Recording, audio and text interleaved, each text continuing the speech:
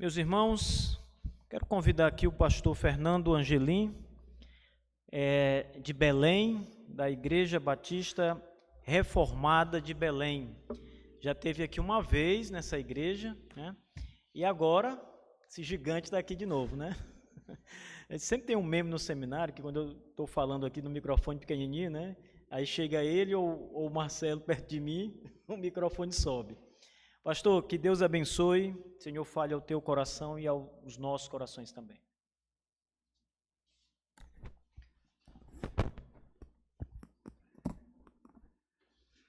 Boa noite, a graça e a paz do nosso Senhor e Salvador Jesus Cristo, amém? Amém.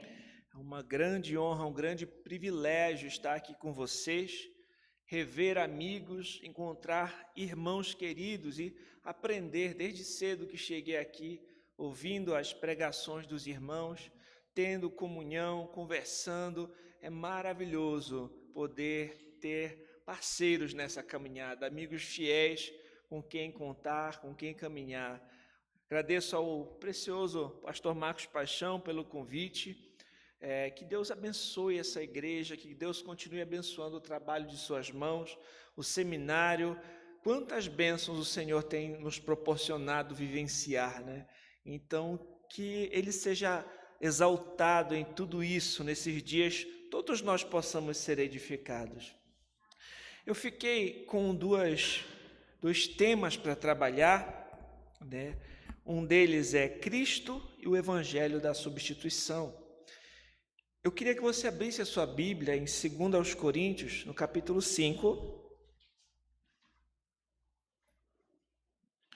Nós vamos ler somente o versículo 21.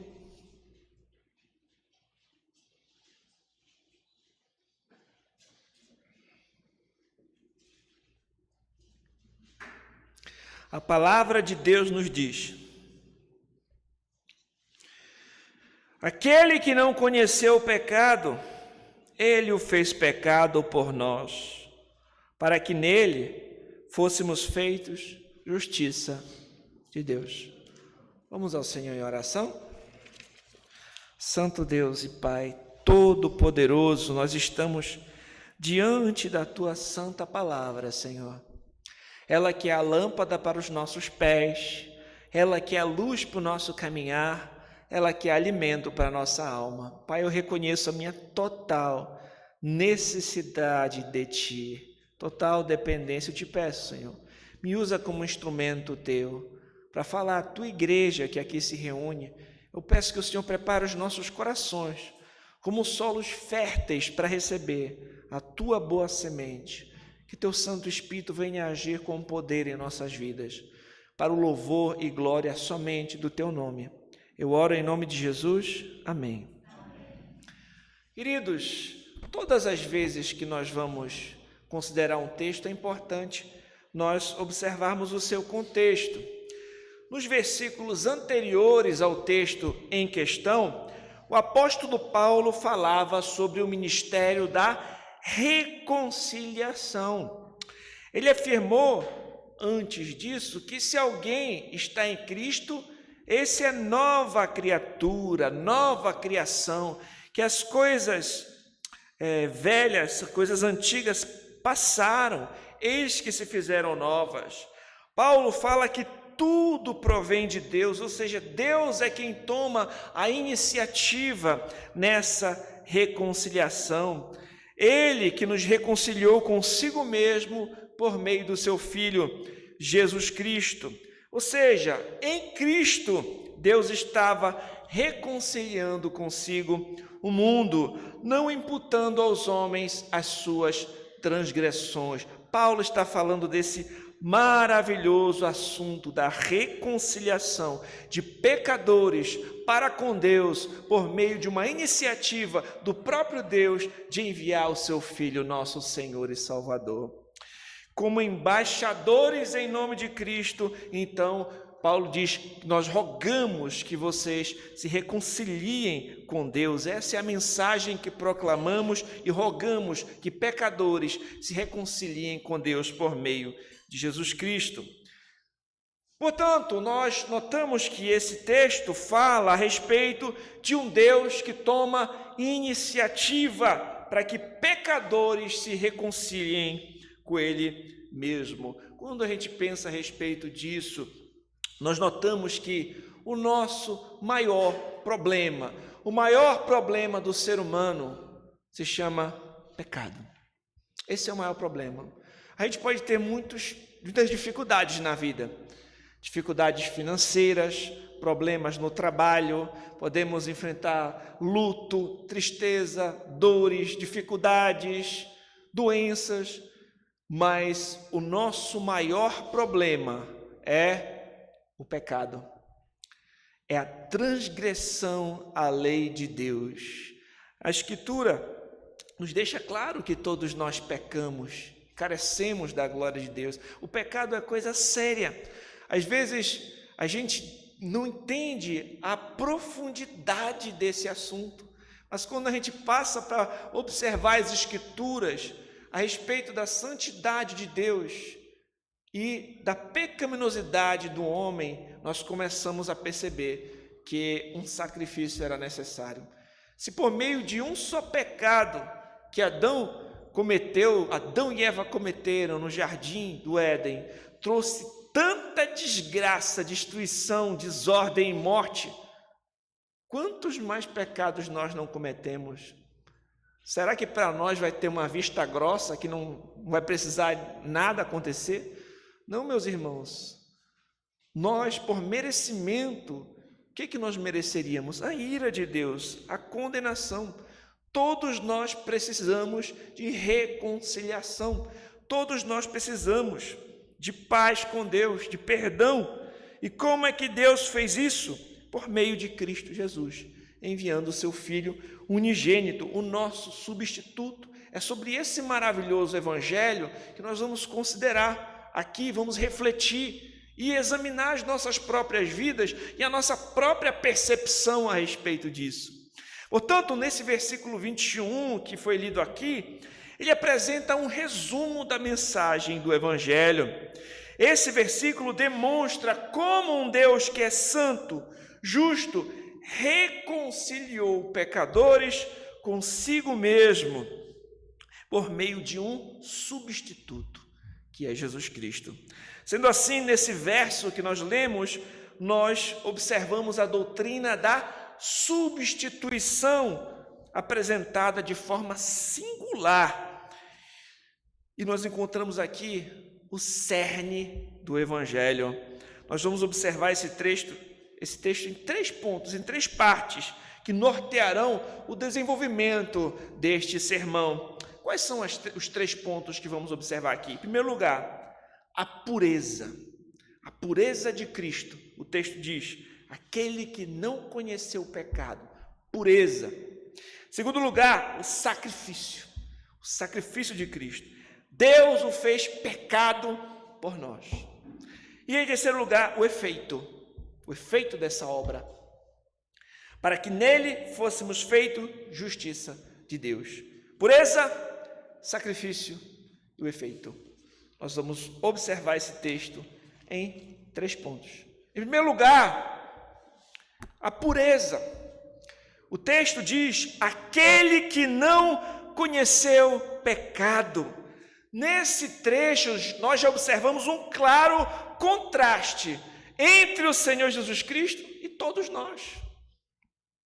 Embora o ser humano tenha sido criado bom, ele foi criado com a possibilidade de pecar, com a possibilidade de cair.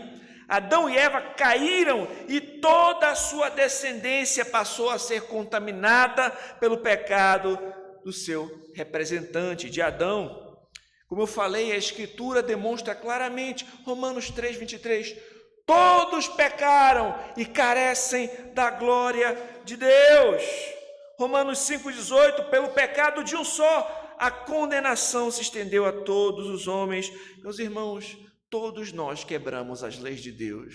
Até mesmo os grandes heróis da fé, que nós podemos lembrar, com quem Deus fez aliança, com quem nós observamos, inclusive ali na galeria dos heróis da fé de Hebreus, todos eles cometeram seus pecados, nasceram afetados pelo pecado original do seu representante, o primeiro Adão. Você pode ler a Bíblia, isso se torna ainda mais expresso por meio de atitudes que eles cometeram.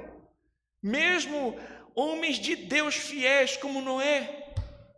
Noé que Deus preservou ali numa arca, com quem Deus estabeleceu uma aliança.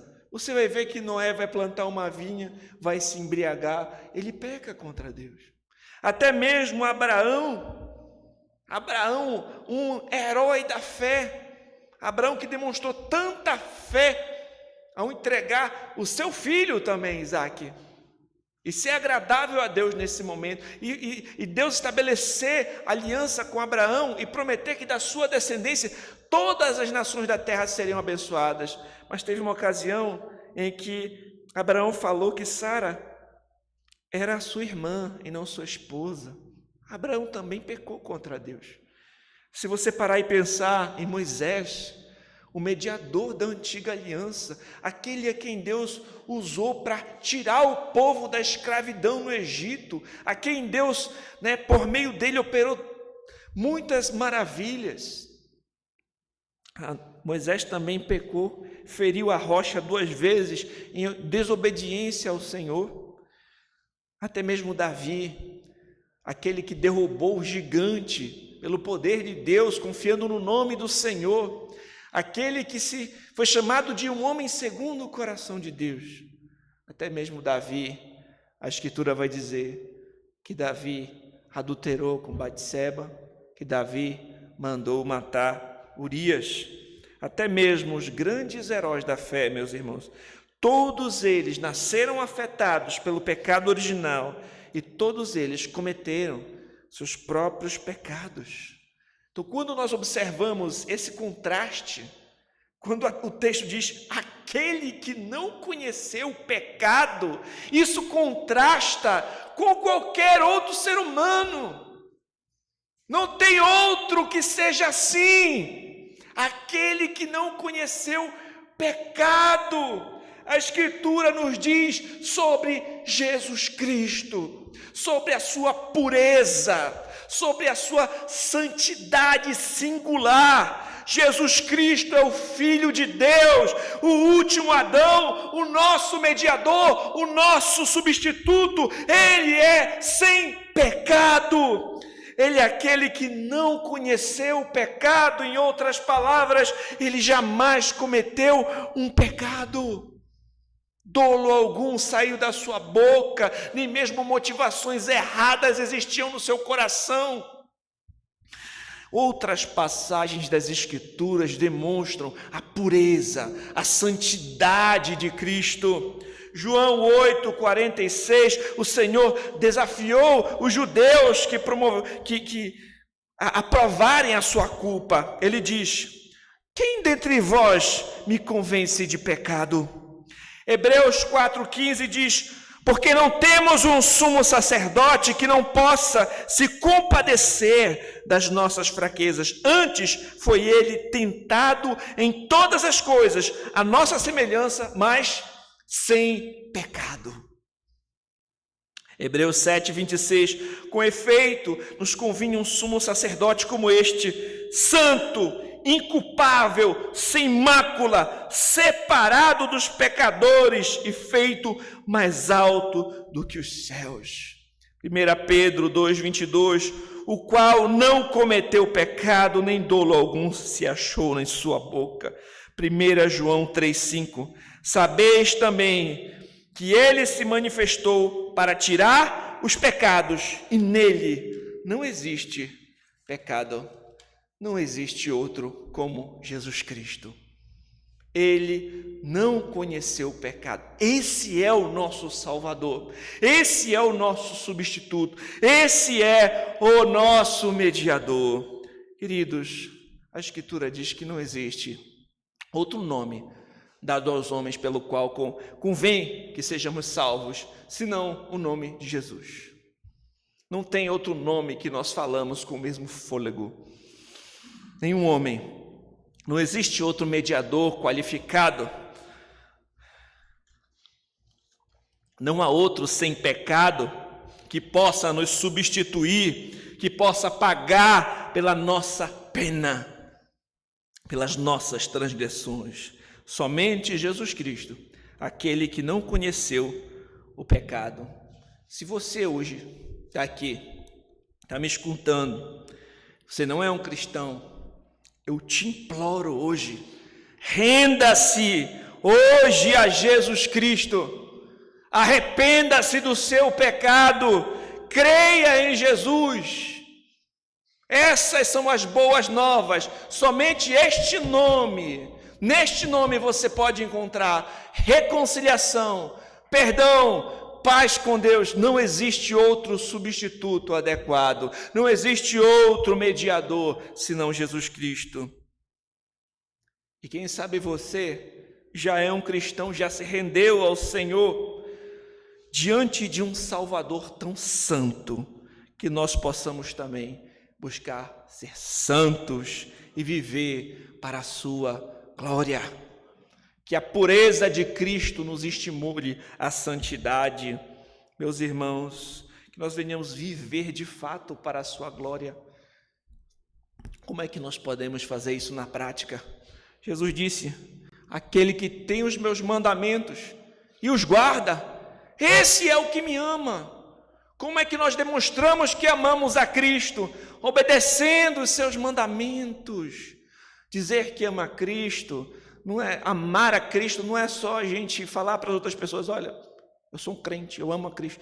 A gente precisa demonstrar por meio da nossa obediência, por amor àquele que nos amou primeiro. Esse é o nosso primeiro ponto. A pureza de Cristo. Em segundo lugar, nós observamos o sacrifício. O texto diz: ele o fez pecado por nós. O Pai enviou o seu Filho unigênito ao mundo, Jesus Cristo. Qual é a missão de Cristo? Salvar o seu povo dos pecados deles. Como ele fez isso? Ele fez isso tornando-se nosso substituto.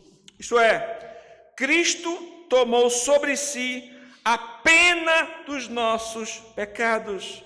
Ele foi tratado como se ele fosse culpado, suportou a ira de Deus, o castigo que nós merecíamos em nosso lugar. Ele se entregou como um sacrifício expiatório, como nosso substituto. John MacArthur põe isso nos seguintes termos. Ele disse: Deus o Pai, usando o princípio da imputação, tratou Cristo como se ele fosse um pecador, embora não o fosse, e o fez morrer como um substituto, a fim de pagar o castigo pelos pecados daqueles que creem nele. Simon Kistemaker, um outro teólogo, comentando esse texto, disse: embora fosse tentado por Satanás, Jesus não se tornou um pecador quando, imputando-lhe nosso pecado, Deus o fez pecado. Deus o via como portador do pecado, não como pecador. Ele foi tratado como um pecador porque ele carregava a pena pelos nossos pecados. Imagine todos os nossos escritos de dívida, tudo aquilo que nós cometemos contra Deus. Meus irmãos, cada vez que transgredimos um mandamento, nós estamos pecando. Se a Escritura nos diz: não matarás, você pensa que você só quebra esse mandamento quando você assassina alguém? Só de odiar uma pessoa no seu coração, insultar, proferir insultos com os seus lábios, você já quebrou o mandamento, a raiz do mandamento. Não adulterarás. Não, isso não acontece somente quando você vem atrair o seu cônjuge, literalmente tendo relações com outra pessoa com quem você não tem aliança. Só de você cobiçar no seu coração a mulher do outro com impureza, você já está quebrando o mandamento. O homem de outra pessoa. você está quebrando o mandamento. Todas as vezes que não glorificamos a Deus como Ele merece, digno de honra, de glória e louvor, que guardamos ídolos em nossos corações, amando mais a criatura do que o Criador, nós estamos quebrando o mandamento. Todas as vezes que falamos o nome do nosso Senhor sem o respeito que lhe é devido, de forma vã, desrespeitosa, nós estamos quebrando o mandamento. Todas as vezes que não amamos o nosso próximo como a nós mesmos, nós estamos quebrando o mandamento. Quantos pecados nós já não cometemos? O nosso escrito de dívida é enorme. Imagina o escrito de dívida de todo o povo de Deus, de toda a igreja de Deus. Quantos pecados! Quanto castigo, quanta ira não deveria ser derramada sobre todos nós, mas esse escrito de dívida é cravado na cruz, e o Cristo que foi moído naquela cruz para pagar o preço por nossos pecados é o nosso Salvador. Maravilhosa graça. Isaías 53 diz: certamente Ele tomou sobre si as nossas enfermidades e as nossas dores levou sobre si, e nós o reputávamos por aflito, ferido de Deus e oprimido, mas Ele foi traspassado pelas nossas transgressões e moído pelas nossas iniquidades.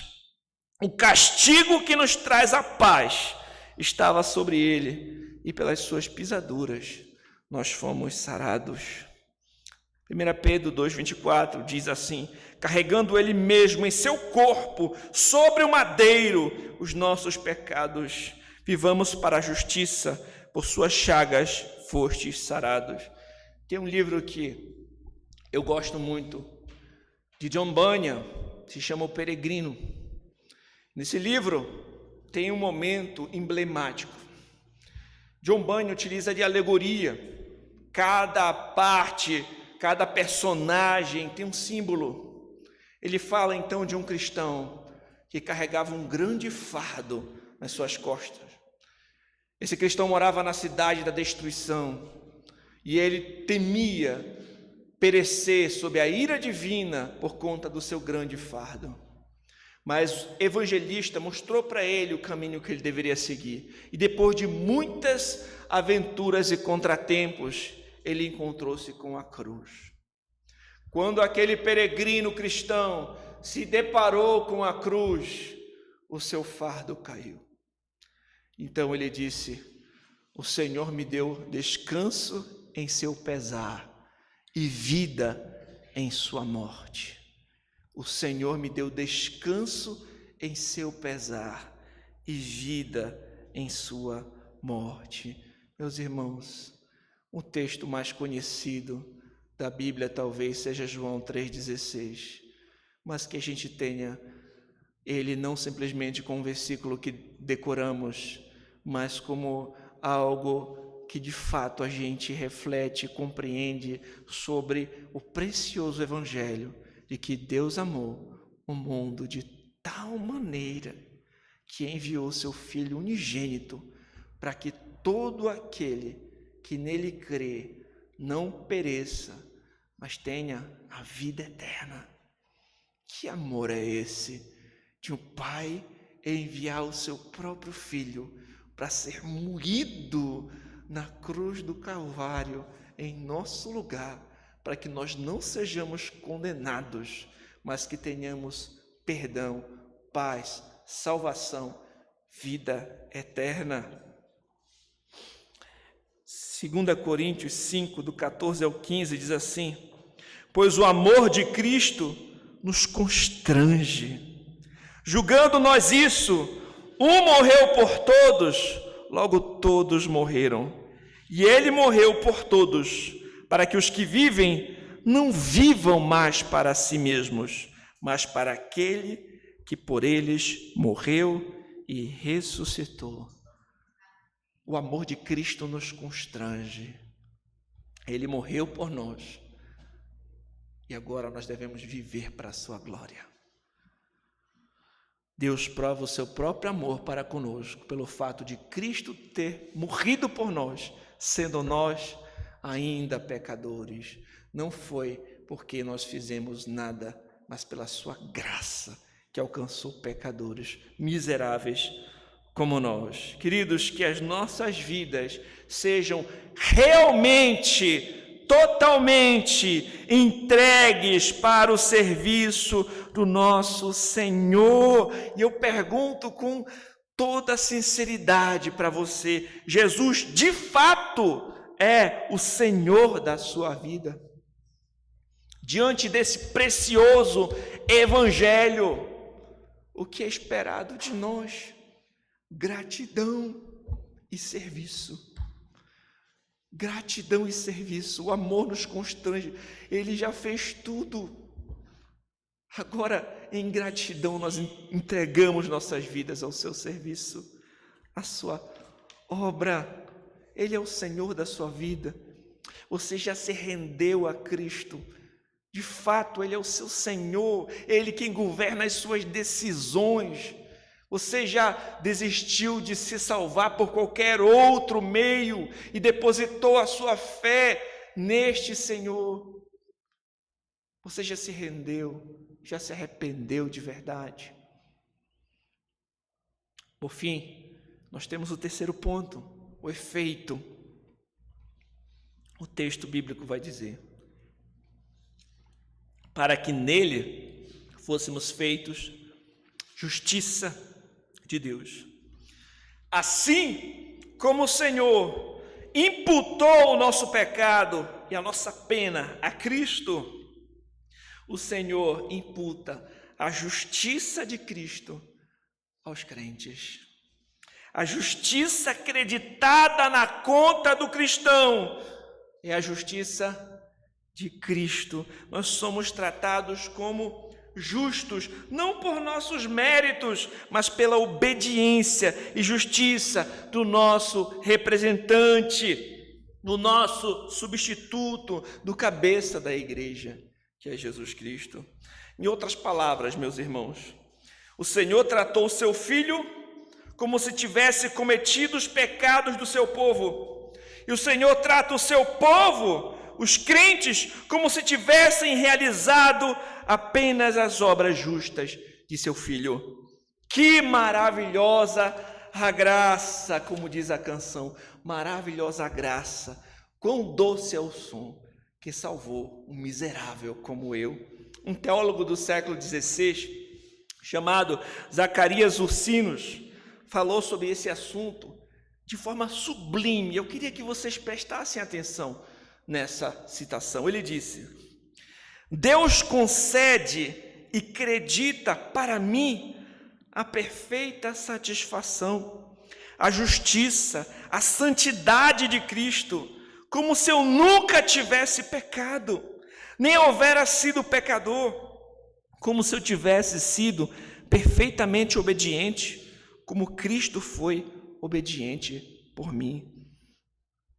Filipenses 3,9 diz: ser achado nele, não tendo justiça própria que procede da lei, senão a que é mediante a fé em Cristo, justiça que procede de Deus, baseada na fé.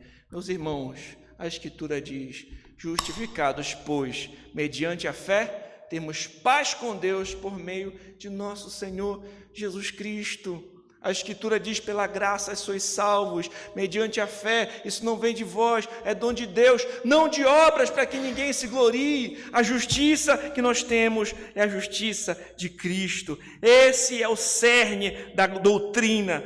Deus declara os crentes perdoados dos seus pecados, uma vez que imputou os nossos pecados a Cristo e imputa a justiça de Cristo a nós, os que cremos. Essa é a doutrina, justificação. Isaías 53:11 diz: o meu servo, o justo, com o seu conhecimento, justificará a muitos. Queridos, para nossa salvação, nós temos que confiar somente em Jesus. Como diz uma canção: nada nas minhas mãos eu trago, somente a tua cruz eu me agarro. Nós precisamos compreender o Evangelho e isso nos leva a adorar a Deus. Como o pastor falou mais cedo, compreender a preciosa mensagem do Evangelho, de como Deus é santo, como nós somos pecadores e como Ele nos salva em Cristo, nos leva à adoração e à ação e ao desejo de servi-lo por amor. Meus irmãos, até mesmo quando a gente assiste um filme legal, a gente se sente bem e quer que outras pessoas conheçam o filme que a gente assistiu, não é verdade? Quando a gente, puxa, isso aqui me fez bem, foi edificante, foi legal, a gente sai falando para os amigos.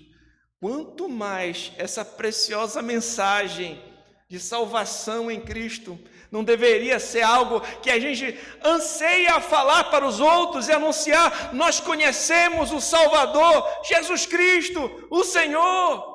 Eu sei o caminho da eternidade, eu sei como fazer você se livrar desse fardo, eu sei o caminho da vida, o nome dele é Jesus Cristo. Ele disse: eu sou o caminho, a verdade, a vida, e ninguém vem ao Pai senão por mim. Entre por essa porta, siga esse caminho estreito, ele vai te levar à vida. Mesmo que passemos por lutas, por dificuldades, por tribulações aqui, elas não têm como se comparar à glória que há de ser manifesta àqueles que esperam no Senhor. Naqueles dias, quando nós estivermos diante do Senhor, aqueles que se renderam a Cristo aqui, os rebeldes que se renderam ao Rei aqui, naquele dia, aqueles que foram comprados por Cristo, irão entrar na glória do seu Deus. O Senhor vai enxugar de nossos olhos toda lágrima. Não haverá mais morte, nem pranto, nem clamor, só alegria eterna, mas isso é para aqueles que se renderam a Cristo, aqueles que não perecerão, que viverão eternamente com o Senhor. O que mais é preciso para nos motivar? O que mais é preciso para nos motivar? Ele já entregou tudo, ele já entregou o seu Filho. O que mais é preciso para motivar a igreja a servir o Senhor? O que mais é preciso motivar os crentes para virem no dia do Senhor e adorá-lo? O que mais é preciso para motivar os crentes para cumprirem o ID, pregar o Evangelho para outras pessoas? O que mais é preciso, além do sacrifício do próprio Filho de Deus? Esse Evangelho tem poder para nos motivar para a vida inteira, para nos motivar para servi-lo, para amá-lo, para a eternidade inteira. Meus irmãos, a obra de Cristo é mais preciosa e mais poderosa do que todos nós imaginamos. A gente conhece só um pouquinho, e quanto mais a gente conhece, a gente tem que se deslumbrar mais. Todas as vezes que você lembrar dessa mensagem do Evangelho, não pense: isso é uma coisa que eu já sei. A gente vai passar a eternidade compreendendo mais e mais a respeito da graça, da misericórdia, do amor de Deus para pecadores miseráveis como nós. Como Ele prova o seu próprio amor, sua bondade, sua misericórdia. E para concluir, tem um livro infantil escrito pelo Dr. R.C. Sproul. Eu tenho até uma cópia que eu comprei para o meu filho. The Priest with Dirty Clothes. O sacerdote com roupas sujas.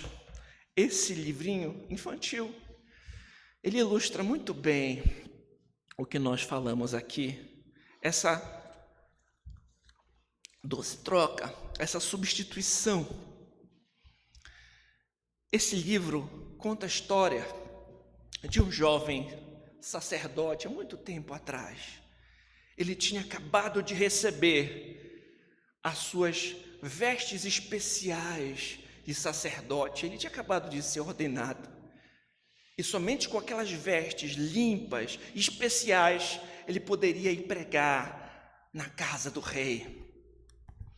Então ele preparou o seu sermão. Ele fez o melhor sermão que ele podia. E chegou aquele dia, aquele domingo, no qual ele iria viajar até o castelo do rei e pregaria o seu sermão. Mas quando ele estava no caminho, a chuva começou a cair, uma tempestade, e o seu cavalo começou a tropeçar, ele caiu do cavalo e caiu na lama e sujou todas as suas vestes. Não se machucou, mas a sua veste ficou coberta de lama. Ele então, ainda assim, prosseguiu e chegou até o castelo do rei. Mas, quando ele estava se aproximando, Malus, o mágico da corte, olhou para ele e disse: você não pode entrar na presença do rei com essas vestes sujas. Saia daqui! E as outras pessoas começaram a já cochichar, a olhar para ele de forma estranha. E de fato o rei, não da forma que Malus falou, mas de forma amorosa, disse: realmente você não pode entrar dessa forma, mas eu vou permitir que você volte na semana seguinte, mas com vestes limpas, e pregue o seu sermão. Vou lhe dar mais uma chance. Quando aquele sacerdote saiu, voltou para a sua casa, a primeira coisa que ele tentou fazer foi limpar aquelas vestes sujas, com as quais somente ele poderia entrar na presença de Deus, se elas estivessem limpas. Mas quanto mais ele passava sabão, mais manchadas elas ficavam.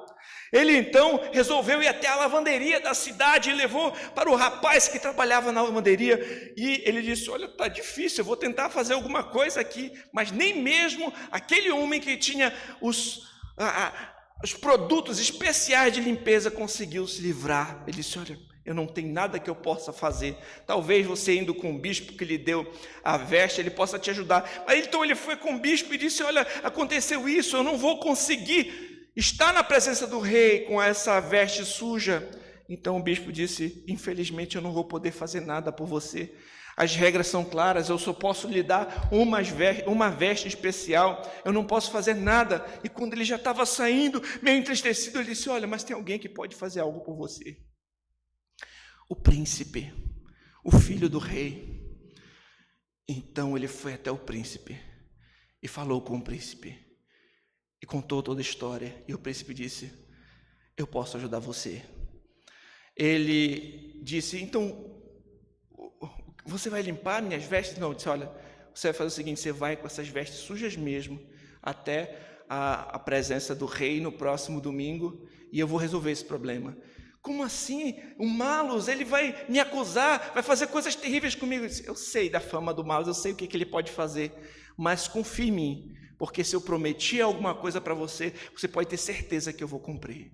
Então, mesmo amedrontado, mesmo pensando, quem sabe, em nem voltar mais à presença do rei, ele resolveu confiar na promessa do filho, do príncipe. E ele foi, novamente, caminhando até o castelo do rei. Dessa vez não estava chovendo, estava um dia bonito. E quando ele chega até ali a presença do rei, até o castelo do rei, Malus já chega acusando: olhe, o que você está fazendo novamente aqui com essas vestes sujas? Você merece ser condenado.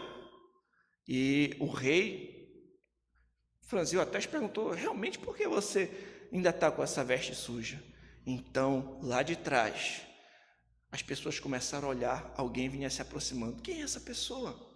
Ele estava trajado com um manto simples, como aqueles que o próprio sacerdote utilizava embaixo da sua roupa. E ele carregava algo na mão, e um semblante com um sorriso. E quando ele foi se aproximando, eles viram: é o príncipe. O príncipe tinha nas suas mãos as suas vestes reais, as suas vestes limpas, puras, gloriosas, que jamais poderiam se sujar. E esse príncipe deu então para o sacerdote de presente as suas vestes. Então, ele pegou as vestes sujas e se vestiu no lugar dele. E foi lá com seu pai e disse: pai, agora ele faz parte do meu povo, ele pode estar na sua presença? O pai disse: sim, meu filho, ele pode. Então, o sacerdote foi diante da presença do rei e pregou o melhor sermão da sua vida. Enquanto ele teve fôlego, ele pregou todos os dias sobre o presente que o príncipe lhe deu, sobre aquele príncipe que lhe salvou daquela forma tão maravilhosa. Meus irmãos, da mesma forma como esse príncipe salvou aquele sacerdote, tomando sobre si as suas vestes sujas e lhe dando o seu manto real. Cristo Jesus tomou sobre si os nossos pecados e nos vestiu com a sua justiça. O castigo que nos traz a paz estava sobre ele, e pelas suas pisaduras nós fomos sarados. Diante de tanta graça, diante de tanta misericórdia, que a gente passe a nossa vida para servi-lo, para pregar o seu evangelho, para viver para a sua glória. Se alguém está aqui que ainda não se rendeu a Cristo, arrependa-se, creia em Jesus. Somente por meio dele você pode estar na presença do Rei de Deus. Vamos ao Senhor em oração. Santo Deus, Pai Todo-Poderoso, te agradecemos por esse precioso evangelho, por essa maravilhosa graça, por essa salvação tão sublime para com pessoas que não fizeram nada para merecer. Que possamos viver para a tua glória e possamos a cada dia pensar, refletir sobre esse precioso evangelho e colocar em prática os teus preceitos, por amor àquele que nos amou primeiro. Em nome de Jesus, amém.